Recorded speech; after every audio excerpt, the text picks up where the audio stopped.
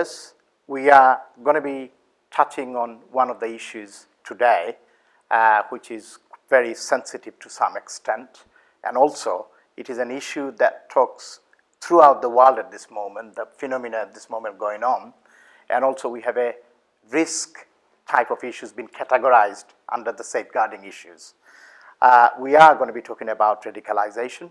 We are going to be touching on prevent agenda, as well as we want to see how community actually proactively or not proactively embracing the prevent agenda, and we want to dissect the reason behind of their acceptance and not acceptance of the prevent agenda that's been introduced a few years back by the previous administration. However, it's been evolved after previous administration, and now it's been segregated throughout the country to make sure that the whole entire community actually embed prevent agenda to safeguard our young people as well as citizens.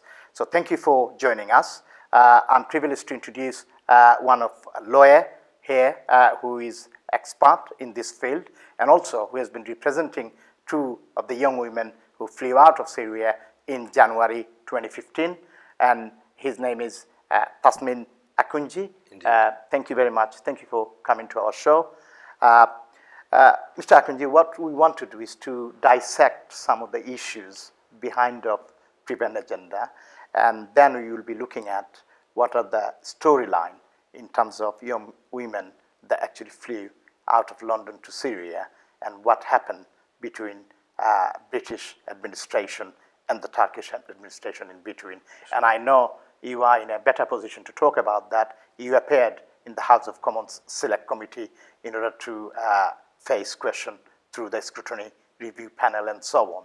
So could you kindly touch on, in terms of the prevent agenda, how it has been accepted in the community, wider Muslim community, rather than only focusing on Bangladeshi community?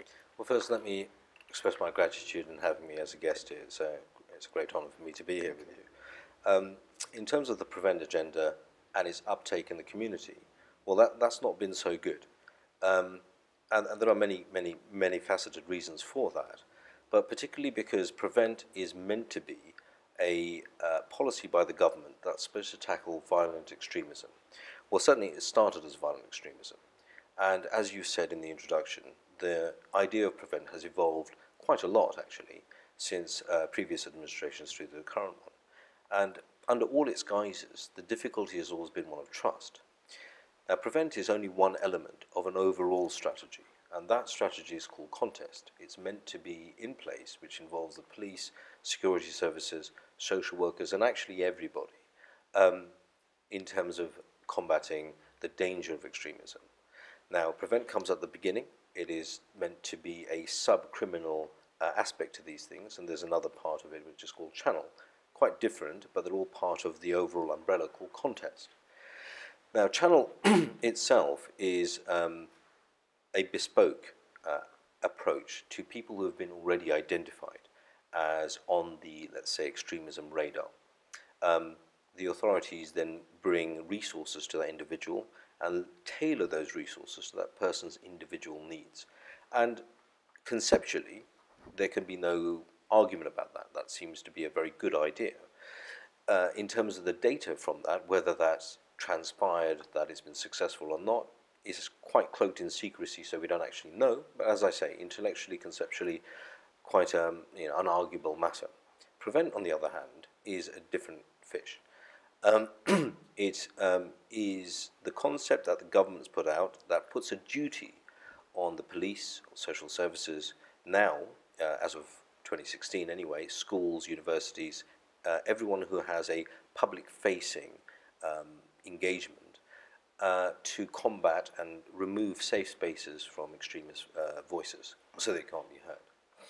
The problem with prevent was that it's securitization issue.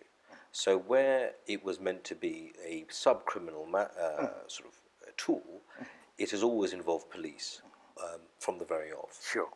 In addition to that, in its early stages, when prevent funding was engaging with the community or community organizations, it often was linked to spying, issues of spying. So the money would be allocated to a mosque, let's say, and that mosque was then told that it needs to, let's say, buy security cameras.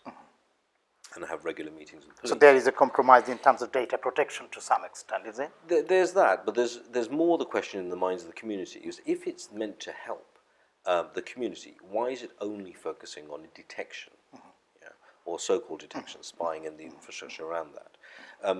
You know, the police already have that. The police are there to do that task. Security services do that task, and it appeared to the community across the country that, in fact, it was to co-opt those community organisations into being part of the security establishment, and that's not their role.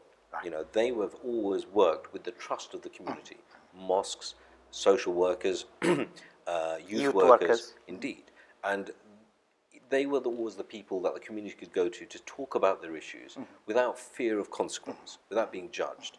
Prevent converted those people into informants, effectively, as far as the community were aware. So the issue in terms of whether it's a good idea to engage with community in order to combat violent extremism, of course, it's a great idea, conceptually. Problem was that it was incepted under a country or a regime, of Tony Blair's regime, which itself hasn't had much credibility in wider issues, particularly in terms of the war on terror narrative. So it's not that surprising. Also, question can be asked whether community were consulted thoroughly prior to embedding or coming up with the PREVENT agenda, because there is a significant resilience attitude from the Muslim community about the PREVENT agenda and so on. Well, I mean, the key sort of architects behind this, the PREVENT agenda, were always from the very beginning. It was Majid Nawaz and the Quilliam Foundation. Now, we have seen roundly that the Quilliam Foundation has been rejected by most elements of the Muslim community anywhere. So why do you think the government actually involved some people to design a program that is meant to safeguard young people as well as any citizen, adult as well, by a cohort of people? Those are not necessarily in touch with the community, and especially Muslim community. They haven't got, there isn't a very much evidence to that extent. They actually consulted Muslim community throughout the country to develop PREVENT agenda, which absolutely, in terms of your term, of course, the whole idea of PREVENT is about safeguarding young people and safeguarding citizens. So to that extent, in such a way that the community shouldn't be feeling threatened because of the PREVENT agenda, because it is designed to safeguard them. So what, do you think the government actually left out a big portion of people when it comes to consultation, thorough consultation in relation to embedding PREVENT agenda? Is that the reason why there is a degree of reservation from the community? Well, that's true as well, but it's a complex relationship between the Muslim community and government. And one of the real problems that we have is that we don't have that many representatives from our communities in government. We have but a handful of MPs that might even be themselves personally aware of the issues. So quite a limited representation there. Of them, the small number are split between different parties with their own, political, let's say, point scoring going on. So we have very little representation in government. That's the first thing. The second thing is that governments often like to just hear their own voice. So it's not designed in a very inclusive way, if you like. No, the theory was that it should be. The practice was that it certainly wasn't. Right. And the problem is we had individuals who were putting themselves forward as experts or leaders in the Muslim community who had very little or nothing to do with the Muslim community. And that, frankly, was business for them. It wasn't something that they were motivated to engage in because of some moral cause or because of some social need. They were motivated predominantly from what we can see financially. So if your organization is being paid to advise about a problem, the organization's purpose will continue as long as the problem continues. To maximize the profit out of it. So they will never give you the solution. They're not financially motivated to. They're financially motivated to create a bigger problem or to at least express the problem as bigger than it is. What I wanted to touch on, based on what you said, so what I understand from you, and correct me if I'm wrong, I understand PREVENT agenda, it is a collective issue, the community, whether it's a white, non-white, Muslim, non-Muslim, we all should be acting together to make sure any of our young people or any of our adults are safeguarded in relation to that. But yet what we have seen, there is a significant rise in relation to radicalization We have seen, and we will touch on it soon, we have seen rise in radicalization in different parts of UK. Does it come down to the failure of embedding prevent agenda, or does it come down to simply the Muslim community showing a degree of resilience towards prevent? Well, no, I don't think it's fair just to focus on the Muslim community. And the reason for that is because Prevent is not, on the face of it, designed purely for the Muslim community. It's meant to cover all sorts of radicalization. The Muslim community, big portion of Muslim community don't actually see it that way, do they? No, that's because that's actually not been experienced. In the theory is that it covers everybody. The theory is it covers also individuals on the right wing. So to stop young British kids, or white kids in this case, joining, far-right or spreading hate crime and everything else, so on. Indeed, but when we look at the allocation of resources behind it, the focus has been disproportionately on the Muslim community and very little on the right wing. In fact, the security services have made a point of this repeatedly, that the right wing are on the rise. That's despite Prevent, and Prevent was designed, or in theory, to tackle extremism. that. So effectively what we have is extremism on the right wing going up, and extremism on the Muslim side of perspectives going up as well, which those two together prove statistically Prevent is a complete failure. Right. Okay, on that note, when we say the Prevent seems like in the community has not been embedded properly, I have spoken to a lot of youth workers, and I have spoken to a lot of people who actually works with young people. They have a significant reservation when it comes to delivering Prevent agenda with young people openly and in a transparent manner, because there is a degree of condition attached to the Prevent agenda. Yes. For example, they have to be compromising with the data sharing protocol. And who wants to share this data when you are talking about British values and the citizenship with a young person who is 13 years old? Is it really fair on this worker, and is it really fair on this 13 years old kid that the name and address should be given to someone else to spy them when we are talking about education, really? I mean, you cite education, that's one element of it, but we also have with doctors, with nurses, with dentists, anyone who's dealing with the public, and teachers and at university as well. Now, they are now under a duty to provide this information as well. And we've seen academics, professors who have conducted studies on this, and generally leaders in those areas of doctors and professors and teachers who are highly critical, highly resistant, even though it's now a duty on them, because they know, because they're best placed to know, that this is massively corrosive to the relationship between either patient and doctor, pupil and teacher, student and professor. It destroys the relationship, because there's no trust. Right. And we have the concept of patient-doctor confidentiality. Absolutely. If it weren't for that, then we would not be able to detect psychiatric issues, domestic violence, any sort of problems in terms of sexual in nature. People simply wouldn't talk about these with their doctors if it wasn't private. And also I picked up one of the issues that you mentioned, even though Prevent agenda has been laid out to very many different institutions and very many professionals to identify the signs and dealing with that. Have they been actually trained to identify the sign of radicalization? Do they know what it is about? I mean, I don't expect, being a teacher, I'm not a teacher, but if I'm a teacher, I only know how to teach physics and maths, if that's what my subject to teach. I do not know what is the sign of radicalization, and how do I spot someone if they're showing the symptoms of some radicalization? I mean, was it clear to very many different professions, not only school teachers, youth workers, teachers, social workers, and so on? Well, the professions generally have spoken about the limited amount of information they were given around this and training. It's very limited. The government rolled out recently a website called the Prevent Against Hate. This is on the back of David Cameron's comments that he believed, qualified belief, but he believed that because 20% of Muslim women don't speak English, that contributes towards radicalization. But to some extent, there is also a perception, isn't it? 20% Muslim women do not know how to speak in English. What kind of culture or what kind of situation he has been living in, talking about 20% Muslim women do not speak in English? That could have been probably 15 years ago, would have been right. We don't know where the figures come from. Right, exactly. So that's why I'm confused a bit. Anyone who is involved professionally in English language and delivery would not stick to the 20% Right. figure. Yeah. Thank you. But in terms of where he gets his figures from, he can only say. But that's something he said publicly. Literally a day later, the so-called government answer to educating professionals and parents about extremism was in the Prevent Against Hate website.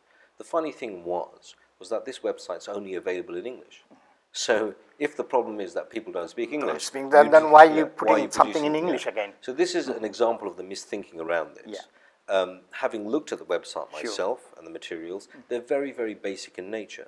Now the fact is that in terms of all of the studies, Davos, MI5 recently had a leak of internal research. What it shows is that there's no one factor that dictates that someone will be radicalized or go off. The only factor that's common amongst all is that somebody in the friendship circle has been radicalized and has done something extreme like going off to Syria to fight. That's the only factor. So this is why we go back to Channel and why that's a useful program, because it's bespoke. Each person has their own problems. And it's got wraparound support services available. But where you have something like a blanket that's rolled out like Prevent, well, that by definition simply won't work because it's one size fits all. And this problem is like a psychiatric one in that you can't have a rolled out psychiatric program. You have to have a professional who assesses the person and then brings the relevant issues to bear on it. Right. Thank you very much for that. Thank you for explaining about the Prevent agenda, why it has been accepted, and to some extent why it has not been accepted by the committee people and so on. I think we learned a great deal from what you said. One of the issues that I wanted to touch on is that we know for a fact when school kids are excluded from mainstream school, they tend to go to PRU, which is People Referral Unit, which is the alternative education provision. And according to Ofsted, they are meant to attend 25 hours minimum a week to focus on core curricular subject. Unfortunately, very many different, it's not only in Tower Hamlets, and very many different boroughs, when kids are excluded from school and put into alternative education provision, it doesn't seem to me they attend 25 hours a week. So that means there is a degree of missing during the daytime. Not necessarily they're missing, but we know for a fact 140,000 young people gets missing every year.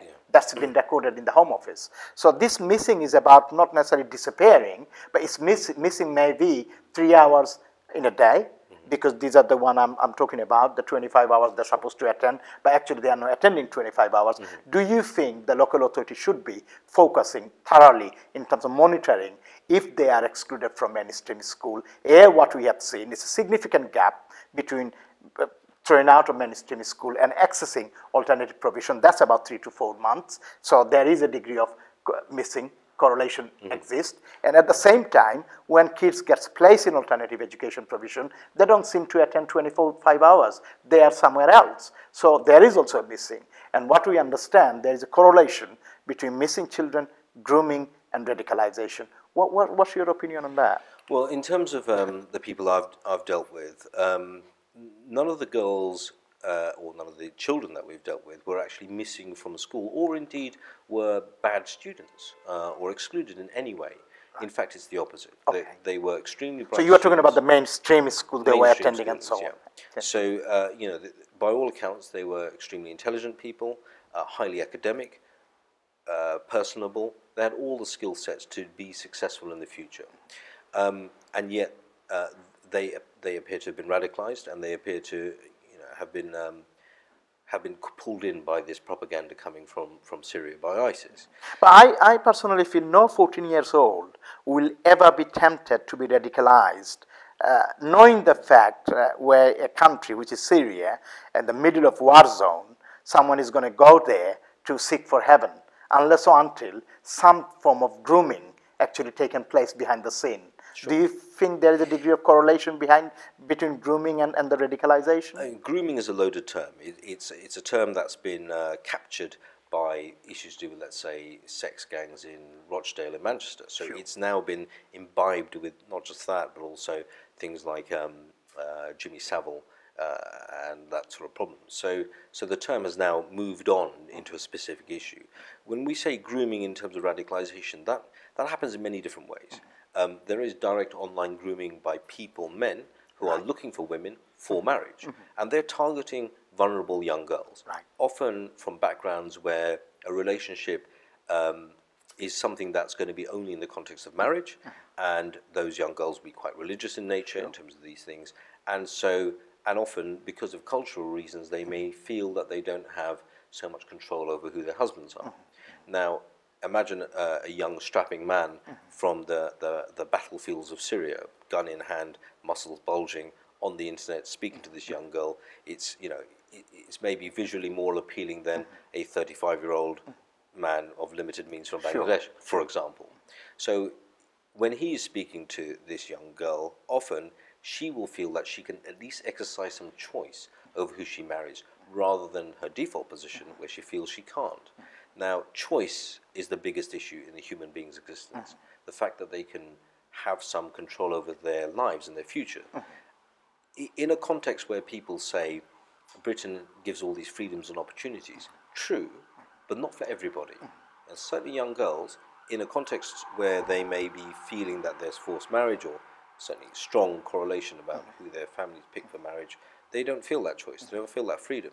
In fact, the freedom that appears is on the computer screen with a man. However, that's one type, specific type.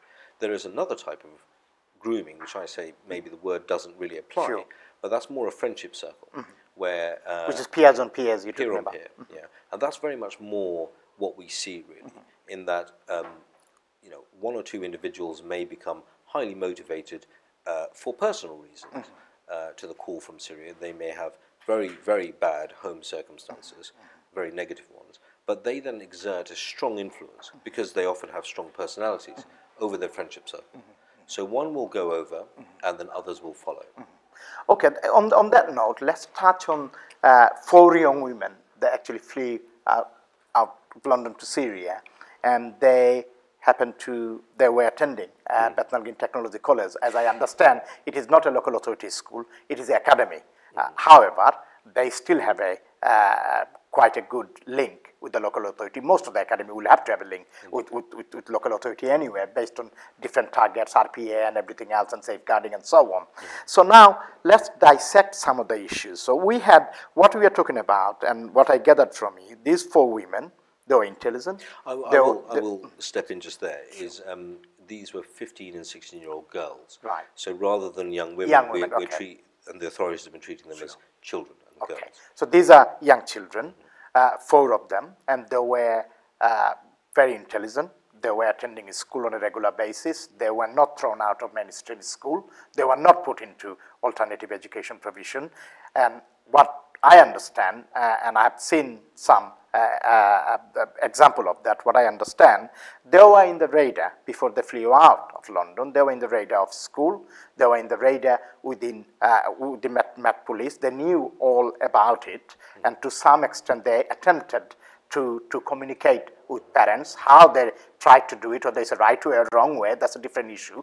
They were in the radar, that is what I understand.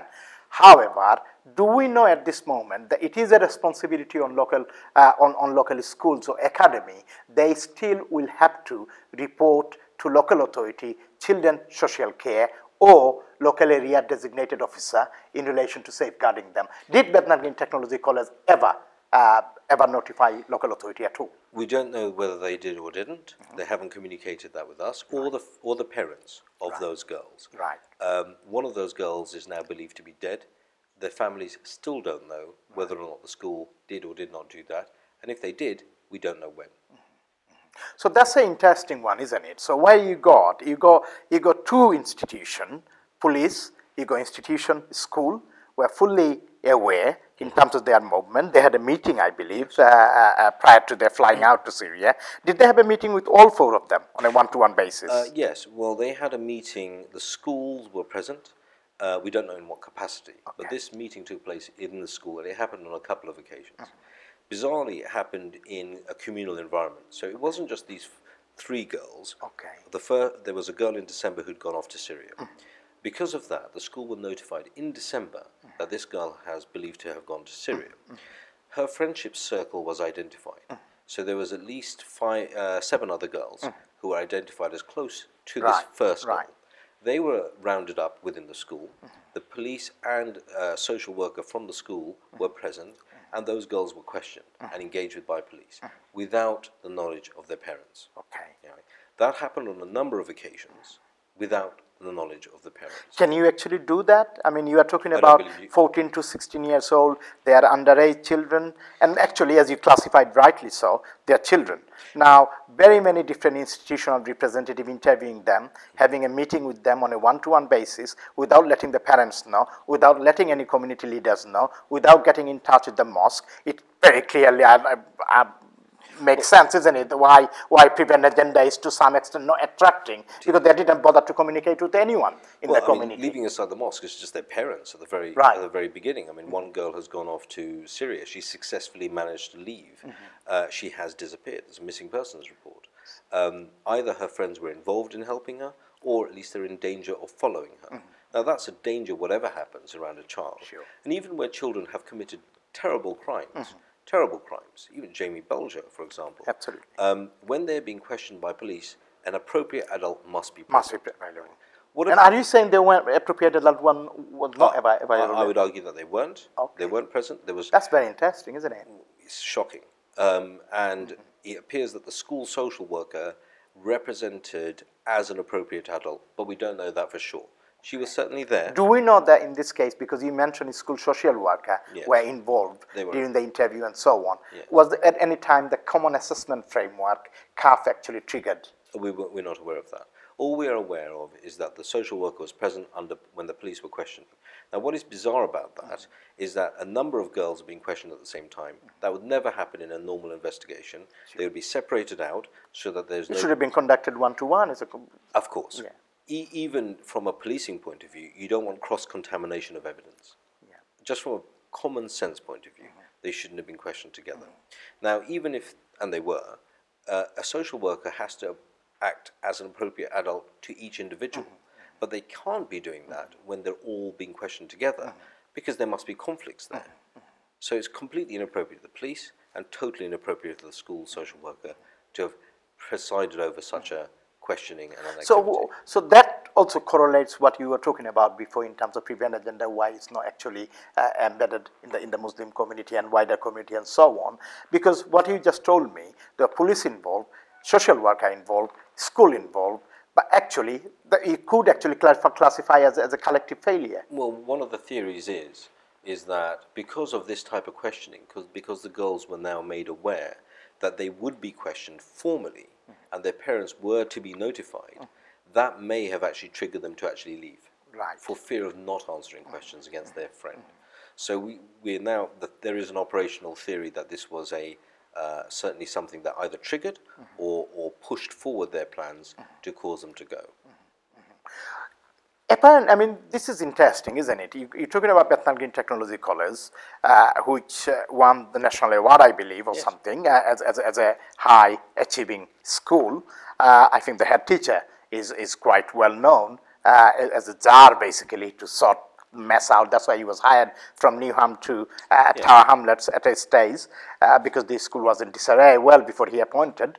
And so what we are talking about here is school fully aware of it, police aware of it, young women just flew out of this country, gone to Syria, they were aware of it, but actually parents were at no stage, no one bothered to notify parents at all. No, it's worse than that. They were specifically excluded from any information by purpose. Right. Yeah. By purpose. So it was, yes, by purpose. Right. So it was. So parents could have actually safeguarded them if they knew about it. Well, if they had the information, they would have been in a better position. But they position. didn't have the information. No, if they'd had the information that a close friend of their daughter has gone to Syria, they at least would have been able to secure their passports. You know, the school can't do anything about that. So at least if they told the parents, be aware, we have this, we have belief. They could have kept the passports. They could have at least kept the passports. Put them under lock and key. You don't need a ward of court or anything like that to deal with it. You just need sensible parents to keep an eye on their children. Now, the reason why our community is suspicious of issues like Prevent and even the police when it comes to counter-terrorism is because we had a Trojan horse inquiry specifically targeting Muslim schools, many of them, across the north of England. Including Birmingham and so on. Indeed. The sum total of that was not very much at all. Huge inquiry, massive splash in the press. Did any child from any of the schools go to ISIS? Answer no. One school, a government flagship school, yeah, has lost 4 children to ISIS over a period of months, and also had 4 more children, 5 maybe, put on safeguarding through the wards of court system, going to court. That's 8 kids. There's been no institution in the Western Hemisphere that's lost more people to ISIS than a government flagship school, yet no inquiry. That's very shocking, actually, to hear that these women's young girls, they were in the radar of schools and different institutions, and again, local authority were not notified, and yet there is a local designated social worker was available in the school.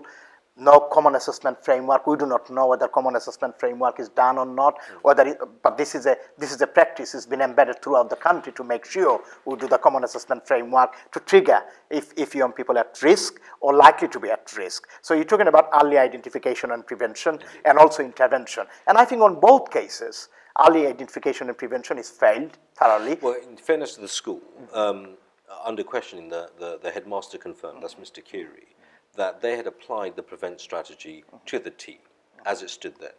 And out of the 7 indicators of extremism that the prevent strategy had outlined for schools to look out for, all of the girls involved, including the ones that left, only featured in one, which was that they were wearing the hijab.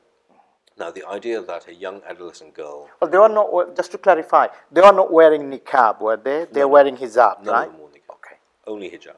And that's one of the indicators in the prevent So strategy. that triggered them off, that they might be radicalized. Well, no, that's pretty much every girl of that age in the school wears a hijab. Right. So as an indicator, it's useless. Okay. So effectively, it's like saying if somebody starts to wear fashionable clothing, then that would be an indicator of extremism. In fact, Tower Hamlets, soon after the girls left, put out a leaflet to teachers and parents, suggesting that one of the indicators that people are being radicalized is that they were doing better at school academically, which is, thankfully that leaflet was withdrawn quite quickly. Okay. But the idea that kids going to school are doing better at school academically, secular education... Then tempted to go to Syria. I mean, just how does it correlate? It shows the complete lack of any sort of thinking in this issue. And again, the issue of trust is simply the community sees that it is under extreme focus when it comes to being Muslim or Muslim issues, when there's no real smoke there.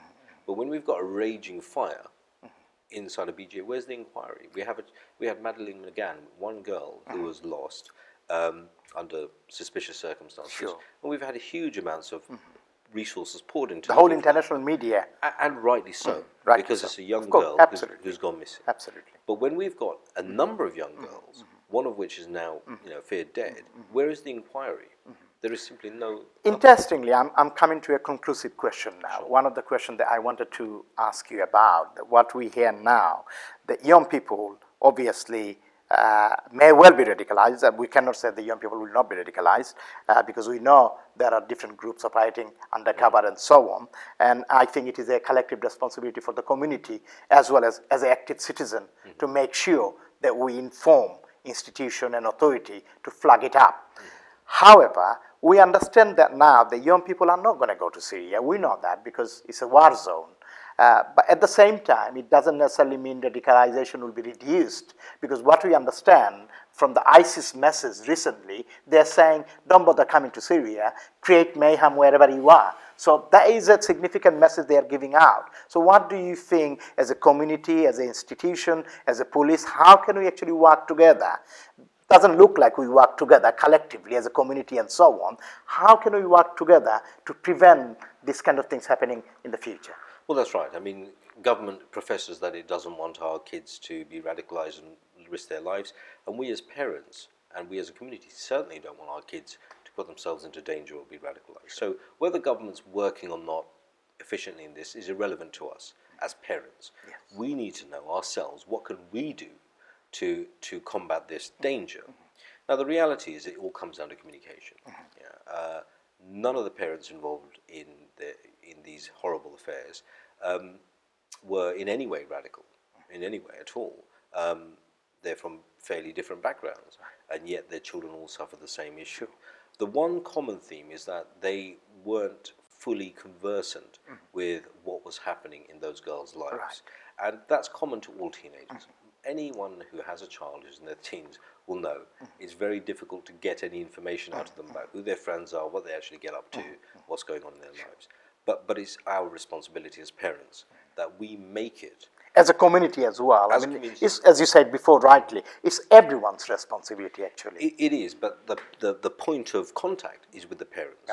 It must be that the parents create an environment at home where when children have issues, they talk about it with their parents. They feel comfortable to do so.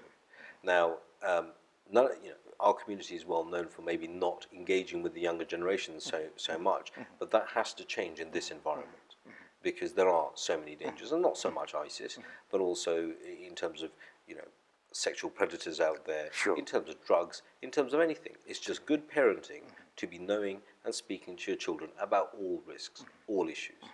Thank you, Mr. Akunjee. Thank you for your time and giving us good food for thoughts, really. And that is, hopefully, we'll be spreading this news to the community and making sure that we as a community, the message is really we as a community to work together with very many different institutions, regardless of the local authority being proactive or not. It is about community being proactive. It is about parents being proactive. It is about friends and peers being proactive. If we see our friends, our children, or if we see our students at risk, that we need to flag it up in order to safeguard them. That is the bottom line of the message, isn't it? In a safe way. Yeah, and obviously we need to, as a community, to learn a bit more how we can embrace Prevent Agenda, or perhaps advise government if there is anything that we have in terms of reservation about the Prevent Agenda, so that perhaps we can actually welcome the Prevent Agenda, because it looks like Prevent Agenda actually becoming more important than ever before. Well, when it comes to government and local communities, that's a dynamic relationship. And so those institutions like our mosques, masjids, social charities, they have the trust of the community already. They're the ports of call. Government, if it wants to engage with our community, has to engage with those establishments, whether they are particularly fond of them or not, really. And there's a dynamic relationship. There's give and take on both sides. So far, in terms of this whole counter-terrorism, extremism issue, there's been only force and no listening. There's been no adherence to feedback from the community. And they haven't even engaged with the community. East London Mosque is one of the biggest mosques in Europe. It's sitting on the doorstep right here. Many of the families involved in this go to East London Mosque in order to get advice about what to do. So clearly they're a port of call. Government are not engaged with them. The question is, why not? Thank you very much. Thank you. We come to the end of the program, and as I understand, Prevent Agenda is not necessarily only focusing on Muslim community, and we mustn't interpret that the Prevent Agenda actually is designed only focusing on Muslim communities. It is actually focusing on tackling any form of hate crime, any form of radicalization, any form of extremism, and extremism doesn't only belong to, it doesn't only stay in Muslim community, and radicalization doesn't only stay in Muslim community. We have seen in different communities. We have seen in America, Timothy McVeigh and everything else, all these stories and so on. So I think what we really need to look forward to is what we learn from the lawyer. Thank you very much for your contribution. What we learn, it is a collective responsibility. We as a parent, we as a guardian, we as an active citizen, and also very many different institutions that include police, that include schools, as well as local authority. We all have fundamental collective responsibility to ensure that we do whatever is necessary in order to play a proactive role, if it is necessary, to safeguard our children and young people. And that's where we are ending our program, but we hope at some stage we'll be bringing more guests and also explore about Prevent Agenda and how it has been accepted in very many different communities, and how community is actually reacting in terms of government prevent proposal and so on. That's what we expect to do in the future program. Thank you very much. Thank you.